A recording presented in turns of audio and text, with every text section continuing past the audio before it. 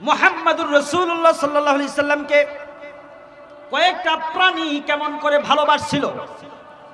আমার নবী যখন একেবারে ছোট্ট মানুষ, ৮-৯ বছর মাত্র বয়স, তখন নবীজি কাবা ঘরের পাশেই তিনার বাড়ি, এবং কাবা ঘরের আরেক পাশে হলো একটা বিশাল বড় খেলার মাঠ। ওই খেলার মাঠে সন্ধ্যা সময় ছোট্ট ছোট্ট ছেলেমেয়েরা খেলাধুলার জন্য আসে। মুহাম্মাদুর রাসূলুল্লাহ সাল্লাল্লাহু আলাইহি সাল্লাম ওই খেলার মাঠের পাশে এসে মাঝে মাঝে দাঁড়িয়ে দাঁড়িয়ে খেলাধুলা দেখতেন। আমার নবীজি কোনোদিন কোনো খেলায় অংশগ্রহণ করতেন না। একদিন সন্ধ্যা হয়ে গেল, সব মানুষ চলে গেছে, ছোট্ট বাচ্চারা চলে গেছে। মুহাম্মাদুর রাসূলুল্লাহ সাল্লাল্লাহু আলাইহি সাল্লাম মাঠের পাশে অন্ধকার সময়ে দাঁড়িয়ে দাঁড়িয়ে কাঁদতেছেন। এমন সময় আবু জেহেল একটা উটে চড়ে ওই মাটির পাশ দিয়ে যখন যায়, তখন থেকে ছোট্ট একটা বাচ্চা দাঁড়িয়ে দাঁড়িয়ে কাঁদতেছে। আবু জেহেলের মনে একটু দয়া আসলো, দেখি গো কোন বাচ্চাটা কাঁদতেছে। ওই বাচ্চাটার পাশে যেয়ে দেখি তাকে বাড়ি পর্যন্ত পৌঁছিয়ে দিয়ে আসি। হয়তোবা রাতের আধারে বাড়ির রাস্তা ভুলে গেছে, বাচ্চাটাকে আগায় দিয়ে আসি। যখন ছোট্ট বাচ্চাটার কাছে গেল, যে দেখে ওই বাচ্চাটা আর কেউ নন, তিনি হলেন মুহাম্মাদুর রাসূলুল্লাহ সাল্লাল্লাহু আলাইহি ওয়াসাল্লাম। আবু জেহেল জিজ্ঞেস করতেছে, মুহাম্মদ সাল্লাল্লাহু আলাইহি ওয়াসাল্লাম, খেলার মাঠের পাশে তুমি কেন দাঁড়িয়ে দাঁড়িয়ে কাঁদতেছো? সন্ধ্যা হয়ে গেছে, সব বাচ্চারা বাড়িতে চলে গেছে, তুমি কেন যাও নাই? দাঁড়িয়ে দাঁড়িয়ে কেন কাঁদতেছো? নবীজি উত্তর দেওয়ার আগে আবু জেহেল বলতেছে, বুঝেছি তোমার খেলাধুলা করার জিনিসপত্র নাই, এই জন্য তুমি দাঁড়িয়ে দাঁড়িয়ে কাঁদতেছো। এবার বলতেছেন মুহাম্মাদুর রাসূলুল্লাহ সাল্লাল্লাহু আলাইহি সাল্লাম আবু জেহেলকে বলতেছে, না গো চাচা, না, আল্লাহ তাআলা আমাকে দুনিয়াতে খেলাধুলার জন্য পাঠান নাই। আবু জেহেল এবার বলতেছে, তাহলে কেন দাঁড়িয়ে কাঁদতেছো? নবীজি এবার জবাব দেন, চাচা গো, এখানে এসে দেখলাম ছোট্ট ছোট্ট ছেলেমেয়েরা দাঁড়িয়ে দাঁড়িয়ে বা কেহ বসে বসে খেলাধুলা করতেছে। কারো বা আম্মা আসছে, কারো বা আব্বা আসছে, আব্বা আম্মা এসে তাদেরকে আদর করে বাড়িতে নিয়ে গেছে। চাচা গো, আমার আব্বাও নাই, আমার আম্মাও নাই, আমি মা বাবার আদর পাইলাম না। তাদের আদর দেখে, ভালোবাসা দেখে আমার আব্বা আম্মার কথা মনে পড়ে গেছে, এই জন্য আমি দাঁড়িয়ে দাঁড়িয়ে কাঁদতেছি। এবার আবু জেহেল বলতেছে, মুহাম্মদ সাল্লাল্লাহু আলাইহি সাল্লাম, তুমি যদি দাঁড়িয়ে দাঁড়িয়ে সারা রাত্রও কান্নাকাটি করো, তারপরেও তো তোমার আব্বা আম্মা আসবে না। চলো একটা কাজ করো, আমার উটের উপরে উঠে বসো, আমার পিছনে তুমি বসো, তোমাকে বাড়ি পর্যন্ত যেয়ে দিয়ে আসি। মুহাম্মাদুর রাসূলুল্লাহ সাল্লাল্লাহু আলাইহি সাল্লাম আবু জেহেলের পিছনে উঠে বসছেন, কিন্তু আল্লাহর কি কুদরত, উট আর জমিন থেকে উঠে দাঁড়ায় না। চিৎকার দিয়ে বলেন সুবহানাল্লাহ। আবু জেহেল উটকে চাবুক মারতেছে, কে রে উট, তুই উঠোস না কেন? জমিন থেকে কেন উঠে দাঁড়াস না? উটের কোনো জবান নাই। কিছুক্ষণ পরে উটের জবানটা খুলে গেছে, আল্লাহ তাআলা খুলে দিয়েছেন। হঠাৎ করে মানুষের মতো কথা বলতেছে উট, এ আবু জেহেল, মারাত্মক বড় ভুল করে ফেলছিস। তুই বিশ্বনবী মুহাম্মাদুর রাসূলুল্লাহ সাল্লাল্লাহু আলাইহি সাল্লামকে পিছনে বসতে দিয়েছিস, আর তুই বসেছিস সামনে। আবু জেহেল রে, মারাত্মক বড় বেয়াদবি করে ফেলছিস। তাড়াতাড়ি আমার নবীকে সামনে বসা, আর পিছনে তুই গোলামের মতো বস। যদি দেরি করিস, একটা ঝাঁকি মেরে ফেলে দিয়ে তোকে দুনিয়ার থেকে বিদায় করে দিব। সাথে সাথে আবু জেহেল নেমে গেল, নেমে গিয়ে মুহাম্মাদুর রাসূলুল্লাহ সাল্লাল্লাহু আলাইহি সাল্লামকে সামনে বসাইছে। আবু জেহেল গোলামের মতো পিছনে বসছে। বসার পর উট এক দৌড় মারলো গো, দৌড় দিয়ে নবীজির ঘরের সামনে যেয়ে আবার উট বসে পড়েছে। বনের পশু চিনলো যারে, চিনলো না হায় মানুষ তারে। একটু বলে না, দরদ নাই নবীর প্রতি। বনের পশু চিনলো যারে, চিনলো না হায় মানুষ মুশতারি। বনের পশু উট আমার নবীকে চিনলো, কিন্তু পুরা কপাল্লা মুসলমান আমরা নবীকে চিনতে পারলাম। মুসলমান ভাইরা আমার, মুহাম্মদুর রাসূলুল্লাহ সাল্লাল্লাহু আলাইহি সাল্লামকে একটা মরা খেজুরের গাছ ভালোবেসে তার কপালটা খুলে গেছে। চিৎকার দিয়ে বলেন সুবহানাল্লাহ। নবীজি মুহাম্মদুর রাসূলুল্লাহ সাল্লাল্লাহু আলাইহি সাল্লাম মসজিদে নববীতে একটা মৃত খেজুরের খামের সঙ্গে বসে তিনি ওয়াজ করতেন। বসে বসে সাহাবীগণের সামনে কোরআন হাদিসের আলোচনা করতেন। একদিন একজন মহিলা সাহাবী লক্ষ্য করলেন নবীজি এইভাবে বসে বসে ওয়াজ করেন, কষ্ট হয়। তিনি একজন মহিলা সাহাবী পাহাড়ি অঞ্চলে চলে গেলেন। পাহাড়ি অঞ্চলে চলে যাওয়ার পর বাবলা গাছ কেটে 3 তাক বিশিষ্ট একটা মিম্বার বানাইয়া মসজিদে নববীতে পাঠিয়ে দিলেন। নবীজি মিম্বারটাকে দেখে খুব খুশি হলেন। ওইটাই ছিল ইসলামের প্রথম মিম্বার। ওই মিম্বারটা দেখে নবীজি মহিলা সাহাবীর জন্য অনেক দোয়া করলেন। নবীজি খুশি হইয়া সেই মিম্বারের উপর বসে যেই মাত্র ওয়াজ শুরু করে দিয়েছেন, এমন সময় মরা খেজুরের খাম মানুষের মতো কান্না শুরু করে দিয়েছে। খেজুরের খাম কাঁদতেছে। নবীজি এবার ওয়াজ বন্ধ করে খেজুরের খামকে জিজ্ঞেস করেন, ওরে খেজুরের খাম, ব্যাপার কি? তুই কেন কাঁদতেছিস? কি হয়েছে তোর? এবার খেজুরের খামের জবানটা খুলে গেছে। নবীজি, আজ থেকে আমার কপালটা পুড়ে গেছে, এই জন্য আমি কষ্টে যন্ত্রণায় কাঁদতেছি। নবীজি প্রশ্ন করেন, কেমনে তোর কপাল পুড়ে গেল? কি তোর কষ্ট, কি তোর যন্ত্রণা, বল শুনি। এবার খেজুরের খাম মানুষের মতো কথা বলতেছে, ইয়া রাসূলুল্লাহ, ইয়া হাবিবাল্লাহ, এতদিন আপনি আমার সঙ্গে আমার সাথে হেলান দিয়া ওয়াজ করতেন। আমি দুনিয়ার সমস্ত গাছের উপর অহংকার করতাম, গর্ব করতাম। দেখ রে গাছ, ও দুনিয়ার গাছেরা দেখ, আমার কত বড় কপাল। রাহমাতুল্লিল আলামিন, সাইয়্যিদুল মুরসালিন, খাতামুন নাবিয়্যিন মুহাম্মাদুর রাসূলুল্লাহ সাল্লাল্লাহু আলাইহি সাল্লাম আমার সঙ্গে হেলান দিয়ে আওয়াজ করেন। দেখ, আমি এইভাবে গর্ব করতাম, অহংকার করতাম। নবীজি, আজ থেকে আপনি মিম্বারে বসবেন, কোনোদিন আপনি আর আমার সঙ্গে হেলান দিবেন না। এই যে আমার সঙ্গে হেলান দিয়ে বসবেন না, আপনার দেহটা আমার সঙ্গে লাগবে না। নবীজি, আমি কষ্ট সহ্য করতে পারতেছি না।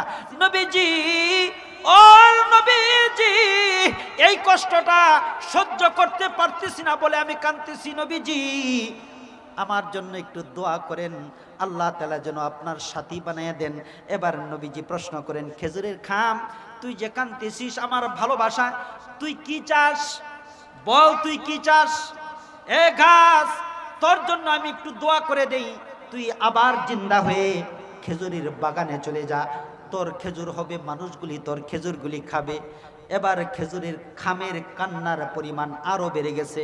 না গো না নবীজি, যে জীবন পাওয়ার পর আপনার নিকট থেকে আমাকে দূরে চলে যেতে হবে, এমন জীবন আমি চাই না। চিৎকার দিয়ে বলেন সুবহানাল্লাহ। এবার নবীজি প্রশ্ন করেন, তাহলে চাস কি? নবীজি, আমি চাই কিয়ামত পর্যন্ত আপনার পাশে দাঁড়াইয়া থাকতে। চিৎকার দিয়ে বলেন সুবহানাল্লাহ। এবার নবীজি বলতেছেন, ওরে খেজুরের খাম, যা, তোর দোয়া মঞ্জুর হয়ে গেছে। কিয়ামতের আগ পর্যন্ত তুই আমার পাশে দাঁড়িয়ে থাকবে। দাঁড়িয়ে আছে না হুজুর? নবীজির রওজা মুবারকের পাশে মরা খেজুরের খাম আমার নবীকে ভালোবেসে কপালটা খুলে গেছে। চিৎকার দিয়ে বলেন সুবহানাল্লাহ। তারপরেও খেজুরের খামের কান্না থামে না, কাঁদতে আছে। এবার নবীজি জিজ্ঞেস করেন, কেন কাঁদতেছো? এখনো কেন কান্না থামাও না? নবীজি, আমার অর্ধেক আশা পূরণ হয়েছে, আর একটা বাকি আছে। একটা আশা পূরণ হয়েছে, আর একটা বাকি আছে। বল, ও খেজুরের খাম, আর কি তোর আশা আছে সেটা বল। নবীজি, এত বছর আপনার পাশে দাঁড়িয়ে থাকবো, পরে কই যাব? নবী গো, আপনি যখন জান্নাতে যাবেন, আপনাকে ভালোবাসার কারণে বলতেছি, আপনার সাথে আমি খেজুরের গাছও জান্নাতে যেতে চাই। এই খেজুরের খামটাও জান্নাতে যাবে। চিৎকার দিয়ে বলেন সুবহানাল্লাহ। ও নলদিঘির মুসলমান ভাইরা, যুবক ভাইরা, আমার প্রশ্ন, খেজুরের খাম তার কি আমল ছিল, কোন কারণে নবীজির সাথে জান্নাতে যাবে? সে কি আলেম ছিল? সে কি তারাকান্দা বড় মসজিদের ইমাম ছিল? কোন মুফতি ছিল? নামাজ পড়তো না রোজা রাখতো? কোনটাই না। একটা মরা গাছ ছিল, ওই মরা গাছের একটা মাত্র গুণ ছিল, একটা। সেই গুণটা হলো আমার নবীকে ভালোবাসতো। একটু সুবহানাল্লাহ বাইরুল না? না, আপনাদের কষ্ট হচ্ছে, রাগ করতেছেন মনে হচ্ছে। তার কি গুণ ছিল? একটা মাত্র গুণ ছিল, আমার নবীকে ভালোবাসতো। অর্থাৎ বোঝা গেল আমার নবীকে যেই ভালোবাসবে ইনশাআল্লাহ জান্নাতি। কথা বলেন ঠিক না ঠিক? আমার নবীকে যে ব্যক্তি ভালোবাসবে ইনশাআল্লাহ জান্নাতি। মুসলমান ভাইরা আমার, ছোট্ট একটা প্রাণী গুইল, বইয়ের ভাষায় বলা হয় গুই সাপ। তারাকান্তার ভাষায় কি বলেন? গুইল বা গুই সাপ, চিনেন তো? আরে মুসলমান, দেখেন একটা গুই সাপ কপাল খুলে গেছে। গুই সাপের এক ইহুদি আসছে আমার নবীজির সামনে, নবীজিকে অপমান করবে, উদ্দেশ্য আমার নবীকে অপমান করবে। একটা মরা গুই সাপ নিয়ে আসছে, মরা। মাছি কিলবিল করতেছে, পোকামাকড় ধরে গেছে, এত পচাই পড়ছে, গন্ধ ছুটে গেছে। এই গুই সাপটা এনেই আমার নবীজির সামনে ছেড়ে দিছে, এইভাবে ফেলে দিছে। ফেলে দিয়ে বলতেছে মুহাম্মদ, সকলেই বলেন চিৎকার দিয়ে সাল্লাল্লাহু আলাইহি ওয়াসাল্লাম, এই মরা গুই সাপ যদি বলে আপনি সত্যবাদী নবী, তাহলে আমি ইসলাম কবুল করব। আসলে সে আসছে আমার নবীকে অপমান করার জন্য, মুসলমান হওয়ার জন্য আসে নাই। এই কথা বলে সে অন্যদিকে ফিরে মুস্কি মুস্কি হাসে। আজকে মুহাম্মদকে বেকায়দায় ফালাইছি, এই কথা বলে সে হাসতেছে। এবার মুহাম্মদুর রাসূলুল্লাহ সাল্লাল্লাহু আলাইহি সাল্লাম গুই সাপকে একটা কথা বলছেন মাত্র। গুই সাপ এর আরবি হচ্ছে দাব্বুন। নবীজি সবে মাত্র বলছেন ইয়া দাব। কি বলছেন বলেন? ইয়া দাব। সাথে সাথে মরা গুই সাপ জিন্দা হইয়া দাঁড়াইয়া নবীজিকে সিজদা দিয়ে বসছে। চিৎকার দিয়ে বলেন সুবহানাল্লাহ। যখন এই গুই সাপ নবীজিকে সিজদা দিয়ে বসলো, ইহুদি তো অবাক হয়ে গেছে, ঠান্ডাস লেগে গেছে। এটা কি নিয়ে আসলাম? মরা গুই সাপ। এই মরা গুই সাপ জিন্দা হইল কেমনে? এবার মুহাম্মদুর রাসূলুল্লাহ সাল্লাল্লাহু আলাইহি ওয়াসাল্লাম গুই সাপকে বলতেছেন, কল, বল, এ গুই সাপ তুই ক, মান আনা, আমি কে তুই? ইহুদিকে একটু শোনায়া দে। এবার ইহুদিকে শোনায়া বলতেছে, গুই সাপের জবানটা খুলে গেছে, আপনি হলেন মুহাম্মাদুর রাসূলুল্লাহ সাল্লাল্লাহু আলাইহি ওয়াসাল্লাম। কে সাক্ষী দিল? বলেন, কে সাক্ষী দিল? গুই সাপ বলতেছে আপনি মুহাম্মাদুর রাসূলুল্লাহ সাল্লাল্লাহু আলাইহি ওয়াসাল্লাম। এবার নবীজি ইহুদিকে লক্ষ্য করে বলেন, কি রে ইহুদি, তোর গুই সাপে কি বলল? তুই তো বলছিলে এই গুই সাপ যদি সাক্ষী দেয় আমি সত্যবাদী নবী, তাহলে তুই ইসলাম কবুল করবে বলেছিলি। হ্যাঁ নবীজি, ভুল করেছি, চিনতে পারি না আপনাকে, চিনতে ভুল করেছি। আমার আগে আমার মরা গুই সাপ আপনাকে চিনে ফেলছে নবীজি গো। আর দেরি নয়, এখনই আমাকে পড়ায়া দেন লা ইলাহা ইল্লাল্লাহু মুহাম্মাদুর রাসূলুল্লাহ সাল্লাল্লাহু আলাইহি ওয়াসাল্লাম। নবীজির সামনে মরা গুই সাপের সাক্ষী দেখে, কথা বলা দেখে একজন ইহুদি ইসলাম কবুল করে ফেলছে। চিৎকার দিয়ে বলেন সুবহানাল্লাহ। মুসলমান ভাইরা আমার, নবীজির একজন ছোট্ট খাদেম হযরতে আনাস রাদিয়াল্লাহু আনহু, নাবালক খাদেম। এই খাদেমের দায়িত্ব ছিল নবীজির সামনে দস্তরখানা বিছায়া দেওয়া। ইসলামে দস্তরখানার বিরাট গুরুত্ব আছে। নবীজি হাদিস শরীফে বর্ণনা করছেন, যে মানুষটা দস্তরখানা বিছায়া খাবে, আল্লাহ তাআলা তার জীবন থেকে অভাব অনটন উঠাইয়া নিবে। এত বড় একটা উপকার কিসের?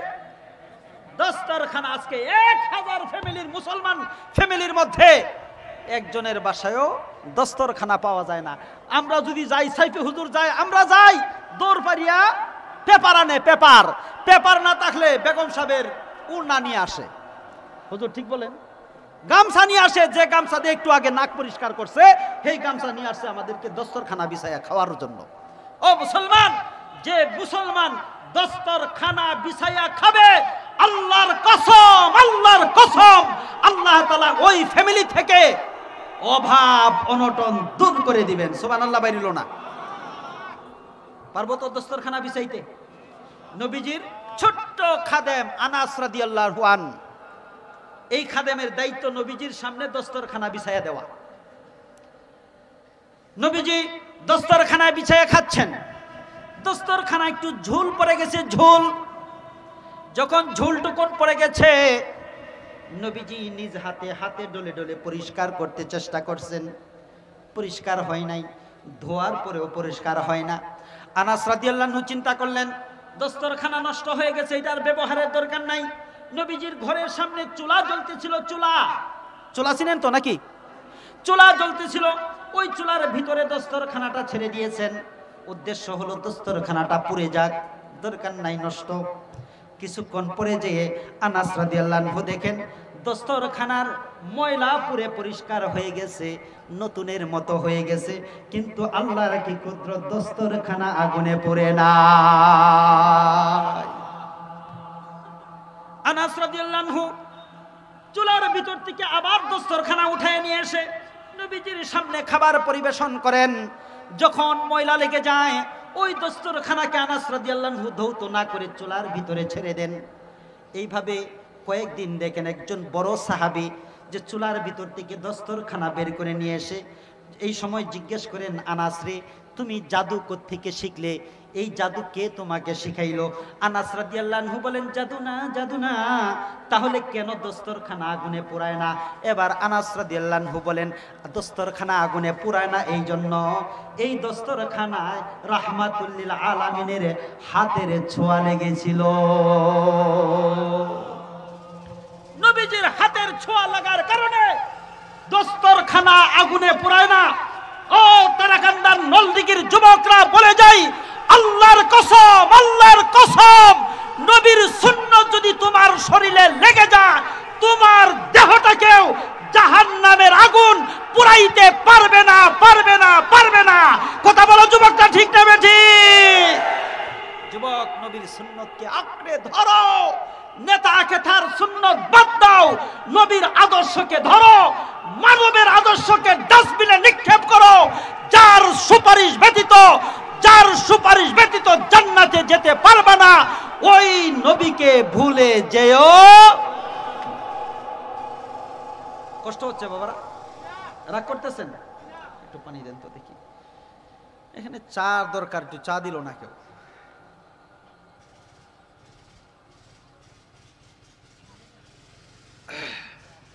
হুজুর সময় কয়টা আমার? এরপরে কি আসতেছে? কিছু কালেকশন আছে?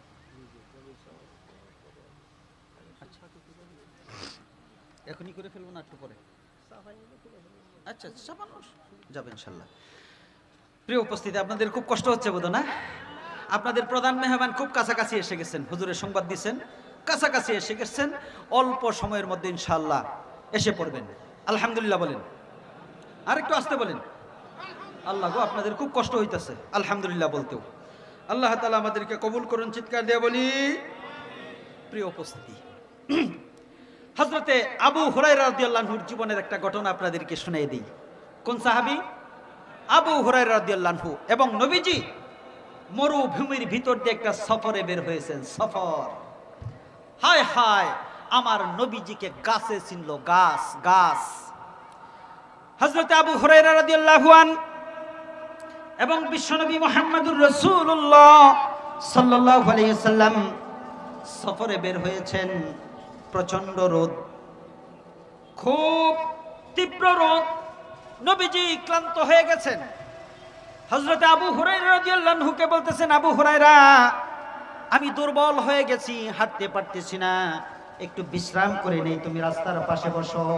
হযরতে আবু হুরায়রা রাদিয়াল্লাহু আনহু রাস্তার পাশে বসে পড়লেন, উরুটাকে লম্বা করে দিলেন। হযরতে আবু হুরায়রা রাদিয়াল্লাহু আনহুর উরুটাকে বালিশ বানাইয়া মুহাম্মদুর রাসূলুল্লাহ সাল্লাল্লাহু আলাইহি সাল্লাম একটু ঘুমিয়ে পড়লেন। এমন সময় দেখেন পাহাড়ের পাদদেশে নিচের দিকে একটা গাছ মানুষের মতো মাটির বুক ছিঁড়ে মুহাম্মদুর রাসূলুল্লাহর কাছে এসে গাছটা প্রচন্ড রৌদ্রের মধ্যে ছায়া দেওয়া শুরু করেছে। গাছ ছায়া দিতেছে, গাছটা মানুষের মতো হেঁটে হেঁটে চলে আসছে। সুবহানাল্লাহ কইবেন না? গাছ আসছে হেঁটে হেঁটে। হযরত আবু হুরায়রা রাদিয়াল্লাহু আনহু লক্ষ্য করলেন রৌদ্রের তীব্রতা যখন কমে গেল, গাছটা আবার হেঁটে হেঁটে তার আগের স্থানে চলে গেল। এমন সময় নবীজির ঘুমটা ভেঙে গেছে। যেই মাত্র নবীজির ঘুম ভেঙে গেল, এমন সময় নবীজিকে বলতেছেন আবু হুরায়রা রাদিয়াল্লাহু আনহু, ইয়া রাসূলুল্লাহ, ইয়া হাবিবাল্লাহ, আজকে এমন একটা দৃশ্য দেখেছি, এমন দৃশ্য আমি কোনোদিন দেখি নাই। কি দেখেছো আবু হুরায়রা? নবীজি, ওই যে গাছটা দেখা যায়, দেখেন এখনো মাটিতে দাগ রয়ে গেছে। ওই মাটির বুক ছিঁড়ে আপনাকে এতক্ষণ পর্যন্ত ছায়া দিয়ে গেল। যেই মাত্র রোদের তেজটা কমে গেছে, সে তার জায়গায় আবার চলে গেছে। নবীজি বলতেছেন আবু হুরায়রা, এটা খুব আশ্চর্যের বিষয় না? আমি যখন এখানে শুয়ে ঘুমাইতেছি, তখন গাছটা আমাকে ভালোবেসে আল্লাহ তাআলার কাছে, আরশের মালিকের কাছে কান্নাকাটি শুরু করে দিয়েছে। ও আরশের মালিক, আমার পাশ দিয়ে রাস্তা নাই, কোনোদিন নবীজি আমার পাশ দিয়ে যাবেন না। নবীজি এখানে আমার কাছে শুয়ে আছেন, আমি নবীজিকে একটু ছায়া দিয়ে খেদমত করতে চাই, আর নবীজির নুরানি চেহারাটা আমি একটু কাছে থেকে দাঁড়িয়ে দাঁড়িয়ে দেখতে চাই। আপনি আমাকে একটু অনুমতি দেন। আল্লাহ তাআলা আমাকে ভালোবাসার কারণে, ওই গাছ আমাকে ভালোবাসার কারণে আল্লাহ তাআলা গাছকে অনুমতি দিয়েছেন আমাকে এসে কাছে থেকে দেখে চলে গেছে।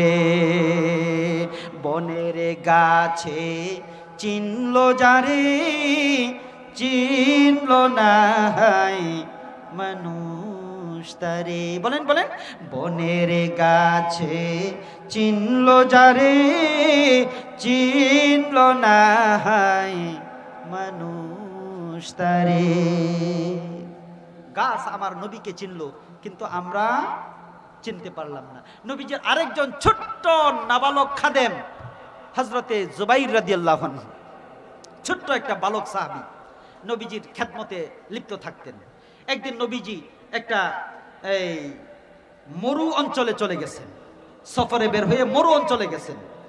মরু অঞ্চলে যাওয়ার পরে নবীজির ইস্তেঞ্জার প্রয়োজন পড়ে গেল, 1 নাম্বার 2 নাম্বার দুইটা একসাথে। কিন্তু নবীজি কখনো আড়াল ব্যতীত ইস্তেঞ্জার কাজ করতেন না।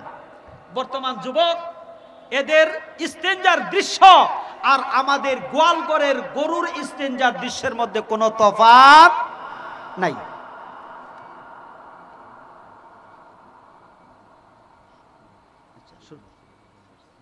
শুরু করে দিন।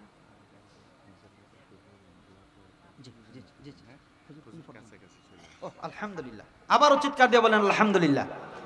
এত আসতে বললেন, হুজুর কাছাকাছি এসে গেছেন, আর মাত্র কয়েকটা মিনিট সময় লাগবে, বেশি সময় না। প্রিয় উপস্থিতি, কোন কথাটা বলতেছিলাম? হযরতে জুবাইর রাদিয়াল্লাহু আনহু, জাবির রাদিয়াল্লাহু আনহু নবীজির আরেকজন ছোট্ট খাদেম। তিনাকে নিয়ে যখন বের হলেন সফরে, নবীজির ইস্তেঞ্জার প্রয়োজন পড়লো। নবীজি খুব লক্ষ্য করে দেখতেছেন কোথাও কোনো আড়াল নাই, তবে 2 জায়গায় দাঁড়িয়ে আছে মোটামুটি ছোট 2টা গাছ। 2টা গাছের একটার পিছনে বসলে নবীজির আড়ালটা পুরাপুরি হবে না। এই জন্য এই ছোট্ট নাবালক সাহাবীকে বলতেছেন নবীজি, এই শোনো, আমার কথা যে বলো, 2টা গাছ যেন একসঙ্গে দাঁড়ায়। সুবহানাল্লাহ কইবেন না? নবীজির এই ছোট্ট সাহাবী হযরতে জাবির রাদিয়াল্লাহু আনহু গাছের নিকট যে বলতেছেন, এ গাছেরা, আল্লাহর নবী মুহাম্মদুর রাসূলুল্লাহ সাল্লাল্লাহু আলাইহি সাল্লাম বলছেন, তোমরা যে 2 জায়গায় দাঁড়িয়েছো একসঙ্গে মিলে দাঁড়ানোর জন্য বলছেন, বলতে দেরি হয়েছে। 2টা গাছ মানুষের মতো হেঁটে একসঙ্গে মিলে দাঁড়াইতে দেরি হয় না। নবীজি আবার ওই গাছের পিছনে যে আড়ালের পরে যাইয়া ইস্তিনজা করে নিলেন। ইস্তিনজা করে বদনাটা রেখে চলে আসছেন মনে ভুলে। আল্লাহর নবীর প্রিয় সাহাবী, ছোট্ট বাচ্চা সাহাবী জিজ্ঞেস করতেছেন, নবীজি ইস্তিনজা করতে গেলেন, পানির পাত্র নিয়ে গিয়েছিলেন, সেটা কোথায়? নবীজি বলতেছেন মুস্কি হাসি দিয়ে, ওরে জাবির, যেখানে ইস্তিনজা করেছিলাম ভুল করে পানির পাত্রটা সেখানে রেখে চলে আসছি। এবার এই সাহাবী দৌড় দিলেন পানির পাত্র নিয়ে আসার জন্য। যে দেখেন পানি খরচ করার দৃশ্য আছে, জমিনের উপর কোনো ময়লা নাই। ছোট্ট সাহাবী এসে নবীজিকে প্রশ্ন করেন, ইয়া রাসূলুল্লাহ, ইস্তিনজা তো করলেন না, তাহলে গেলেন কেন? ছোট্ট মানুষ জিজ্ঞেস করে ফেললো। নবীজি মুস্কি হাসি দিয়ে বললেন, ওরে জাবির, আমি ইস্তিনজা করেছি, মলত্যাগ করেছি, তাহলে নাই কেন? যখন মলটা আমার জমিনের উপরে ছেড়ে দিয়েছি, জমিনে খাড়াখাড়ি শুরু করে দিয়েছে, কার আগে কে আমার মলটাকে গিলে ফেলবে? সুবহানাল্লাহ। নবীজিকে এই প্রাণী শুধুই ভালোবাসতো, নবীজিকেই ভালোবাসতো না, নবীজের মলমূত্রকে পর্যন্ত ভালোবাসতো। চিৎকার দিয়ে বলেন সুবহানাল্লাহ। নবীজির একজন দাসী ছিলেন, নবীজির একজন দাসী। এই দাসী ওই নবীজির ঘরেই থাকতেন, পাশে থাকতেন। নবীজি একদিন ইস্তিনজা করে একটা পাত্রে, শত্রুর ভয়ের কারণে নবীজি বাইরে বের হইতে হন নাই, একটা পাত্রে পানিটা রেখে দিয়েছেন, প্রস্রাবটা রেখে দিয়েছেন খাটের নিচে। তো ওই দাসী যখন ঘুম ভাঙছে, নবীজি বলতেছেন, আমার খাটের নিচে একটু প্রস্রাব আছে, একটা পাত্রে প্রস্রাব রাখা আছে, ওই প্রস্রাবটা বাইরে নিয়ে ফেলে দাও। তখন ওই দাসী বলতেছেন, আমি ওই প্রস্রাব ফালাই নাই, আমি খেয়ে ফেলছি। বলো কি, তুমি খেয়ে ফেললা মানে? ইয়া রাসূলুল্লাহ, আমার মধ্যরাতে যখন ঘুম ভাঙলো, ঘুম ভাঙার পরে এত কঠিন পিপাসা লাগছে, তখন আমার নজর পড়লো এই পানিটাতে, আর এই পানি থেকে এত সুঘ্রাণ বের হইতেছে, আমি ব্যাকুল হয়ে গেছিলাম, ওই পানিটা পান করে ফেলছি। এটা যে প্রস্রাব ছিল আমি জানতাম না। চিৎকার দিয়ে বলেন সুবহানাল্লাহ। নবীজি বললেন, আরে এটা তো পানি ছিল না, আমার প্রস্রাব ছিল। আমার প্রস্রাবটা তুমি যেহেতু গিলেই ফেলছো, তোমার জন্য জাহান্নামের আগুন হারাম হয়ে গেল। সুবহানাল্লাহ। কিন্তু অজান্তে খাইছেন, জেনে বুঝে খান নাই কিন্তু। আবার আমাদের জন্য এই জিনিসটা হারাম, মনে থাকবে তো। তো নবীজির এই প্রস্রাব পান করেও একজন হয়ে গেলেন জান্নাতি। সুবহানাল্লাহি ওয়া বিহামদিহি। প্রিয় উপস্থিতি, মুহাম্মদুর রাসূলুল্লাহ সাল্লাল্লাহু আলাইহি সাল্লাম তিনার নিজ হাতে বানানো একটা মসজিদে গেলাম, তায়েফের প্রান্তে। এই কথাটা বলি আমি আমার কথা শেষ প্রান্তে চলে আসছি, যেহেতু হুজুর কাছাকাছি চলে আসছেন, আর মাত্র কয়েকটা মিনিটের মধ্যে ইনশাআল্লাহ পৌঁছে যাবেন। মুহাম্মদুর রাসূলুল্লাহ সাল্লাল্লাহু আলাইহি সাল্লাম নিজ হাতে একটা মসজিদ বানাইছেন তায়েফে। ওই মসজিদে অনেকবার গিয়েছি, আলহামদুলিল্লাহ বলেন, অনেকবার গিয়েছি। নবীজি যে জায়গাটাতে আক্রান্ত হয়ে পড়ছিলেন সেই জায়গাটাতেও গিয়েছি। সেই জায়গায় বর্তমানে একটা মসজিদ হয়েছে, মসজিদে আদ্দাস রাদিয়াল্লাহু আনহু, এই মসজিদের নাম। প্রিয় উপস্থিতি, মুহাম্মদুর রাসূলুল্লাহ তায়েফে ইসলাম প্রচার করতে যে বাড়িতে থাকতেন, ওই বাড়িটা আজও আছে, সেখানে আমি গিয়েছি। ওই ঘরটাতে যাওয়ার পরে নবীজি পাহাড়ের পাদদেশে একটা মসজিদ বানাইছেন, নিজ হাতে বানাইছেন এই মসজিদটা। আর নবীজি যে ঘরটাতে থাকতেন আর মসজিদ, দুইটার মাঝখানে একটা ইহুদি মহিলার ঘর আছে, যে মহিলাটাকে আপনারা ইহুদি কুটনিবুড়ি বলে চিনেন। কথা বলেন, চিনেন কিনা? হাজী সাহেব যারা ওই বাড়িতে অবশ্যই গেছেন, ওই ঘরে গেছেন। ভাইয়ের আমার, মুহাম্মদুর রাসূলুল্লাহ সাল্লাল্লাহু আলাইহি সাল্লাম যখন ওই ঘর থেকে বের হয়ে ইহুদি মহিলার ঘরের সামনে দিয়ে পাহাড়ের নিচের দিকে নিজ হাতে বানানো মসজিদের দিকে যাইতেন, তখন এই মহিলাটা দিনের বেলা পাহাড়ি অঞ্চল থেকে বড় বড় কাঁটাওয়ালা ডাল কেটে নবীজির ঘরের সামনে মাটির নিচে লুকায়া রেখে দিতেন। মুহাম্মদুর রাসূলুল্লাহ সাল্লাল্লাহু আলাইহি সাল্লাম যখন রাতের বেলা তাহাজ্জুদ নামাজ পড়ার উদ্দেশ্যে মসজিদের উদ্দেশ্যে বের হইতেন, ওই ঘরের দরজার সামনে আসার সাথে সাথেই নবীজির পায়ে কাঁটাগুলি লেগে যাইত। নবীজি ব্যথায় কুকিয়ে উঠতেন, ও আহ বলে ডাক মারতেন। এমন সময় ইহুদি কুটনি বুড়ি ঘর থেকে বের হয়ে হাত তালি দিত, আনন্দ প্রকাশ করত, আর বলতে থাকতো, মরে না কে মোহাম্মদ, মরে না কেন, এটা মরিয়ে দুনিয়া থেকে পরিষ্কার হয় না কেন? চিৎকার দিয়ে বলেন নাউজুবিল্লাহ। নবীজি মহিলাকে কোনোদিন এই কথাটা জিজ্ঞাসা করেন নাই, কিরে ইহুদি মহিলা, তোমার কি ক্ষতি করেছি? তুমি আমার ঘরের সামনে যে কাটা বিছিয়ে রাখো, তোমাকে তো আমি কোনোদিন কোনো বিষয়ে ক্ষতি করি নাই, ধমক দেই নাই, ঝগড়া করি নাই, কেন তুমি আমার ঘরের সামনে কাটি বিছিয়ে রাখো? নবীজি কোনোদিন জিজ্ঞেস করেন নাই। কিছুদিন যাওয়ার পর হঠাৎ করে 2-3 দিন পর্যন্ত নবীজির ঘরের সামনে কাটা বিছানো নাই। নবীজি মসজিদে বসে বসে জিজ্ঞেস করতেছেন, কিরে আমার সাহাবীরা, ইহুদি মহিলা বুঝি ভালো হয়ে গেছে নাকি? কেন গো নবীজি হঠাৎ করে এই প্রশ্ন কেন করলেন?